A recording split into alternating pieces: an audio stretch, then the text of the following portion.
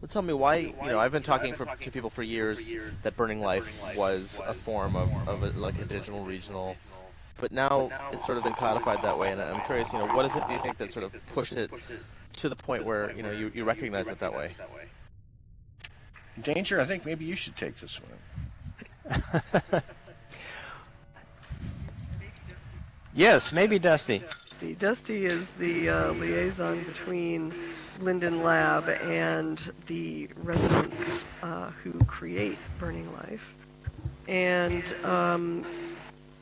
the residents who have been working on it for about the last 3 years pretty diligently.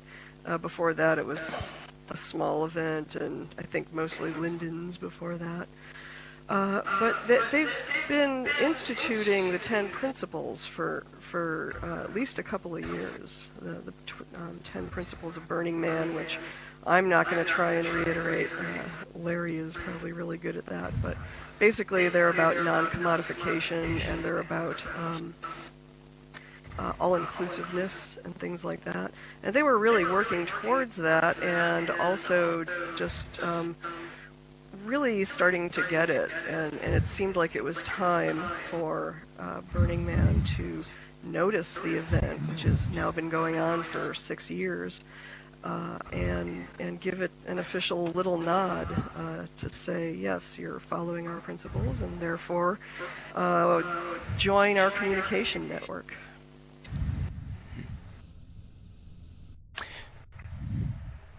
Somebody, okay, let me change course a little bit. We can go back in time.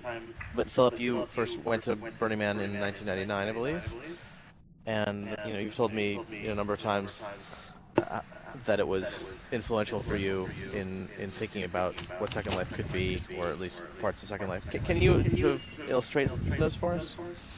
Sure. At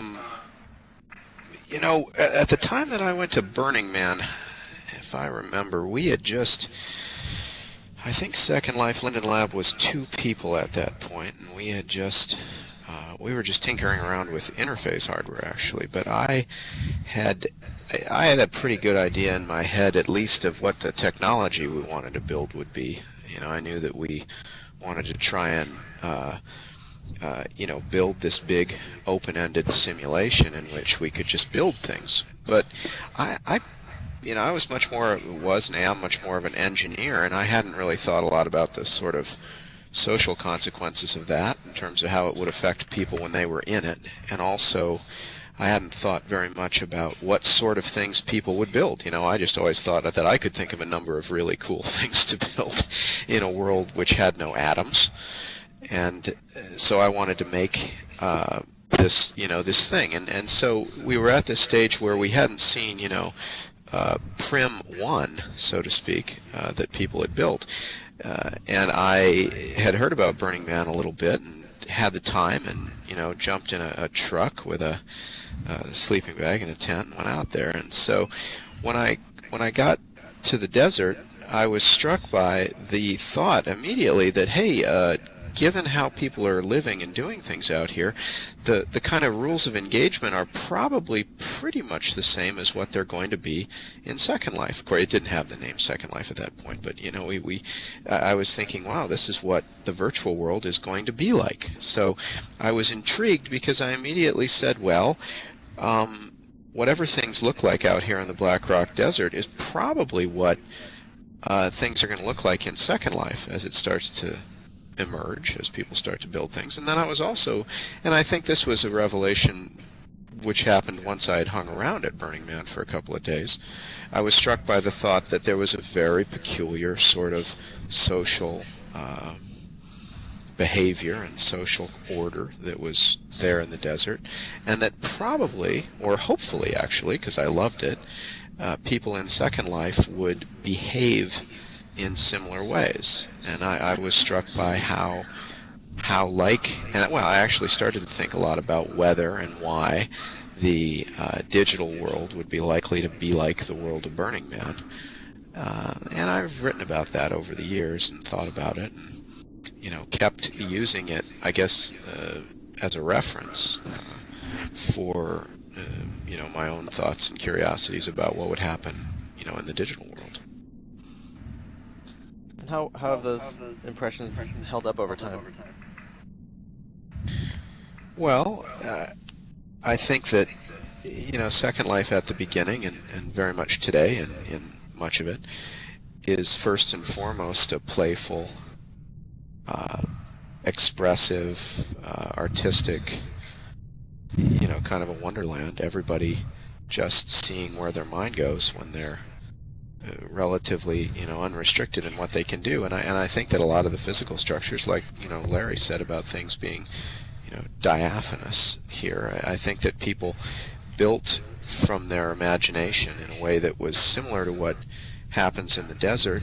In the desert, obviously, we are limited by gravity, and I guess how many, 2x4s and whatnot we can carry out in trucks. But it's surprising, I think, how similar actually things kind of visually ended up being. I mean, of course, we're sitting here in the Burning Life event, which is an attempt to honor and enjoy the real, what happens in the real Burning Man. But I still think that if you're wandering around the mainland in Second Life and just flying over any set of sims and looking down, you see something that's really pretty similar to what happens every year in the desert. And I think it's evolved over time in similar ways. That is to say, people have gotten much more serious about the art and have stood on each other's shoulders. So I guess each year is a challenge to somebody to do something, even crazier the next year. And then on another note, I think that the social rules that have evolved are very, very similar. People are struck by the adversity of the new environment in Second Life in a way that I think is similar to being struck by the, fear of running out of water and staying alive in the desert.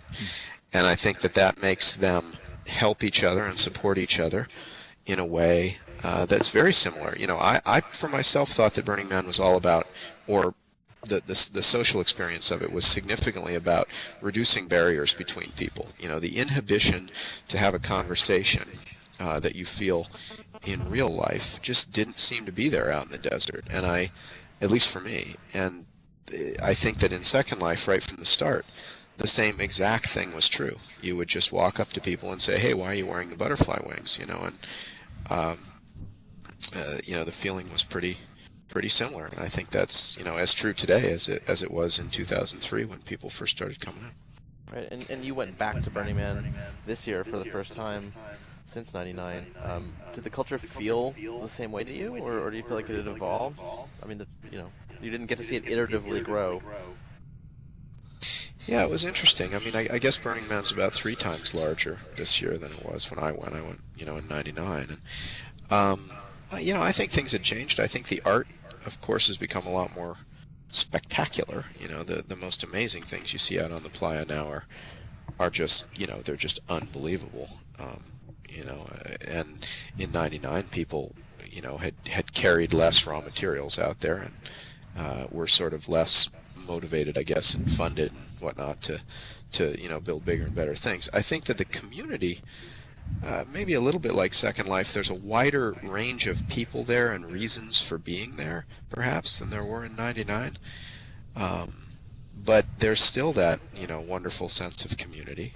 I felt like it was I felt a little bit less able to just walk up and talk to anybody, but it certainly still is enormously different than walking around the streets of New York City.